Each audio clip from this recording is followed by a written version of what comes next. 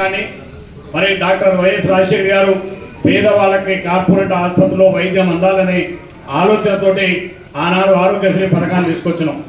కానీ పోయిన 10 సంవత్సరాలు ఆ ఆరోగ్యశ్రీని గత ప్రభుత్వం కేసీఆర్ నిర్వీర్యం చేసేసి కనీసం పేదవారికి ఎక్కడ ఆరోగ్యశ్రీలో కార్పొరేటర్ వైద్యం అందకుండా చేసినాం.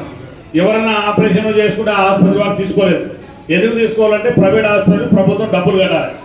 అందుకే పోయిన 10 సంవత్సరాలు ఎక్కడ కూడా పేదవారికి సరైనటువంటి వైద్యం వద్ద కూడా ఇబ్బంది పడేటువంటి పరిస్థితి.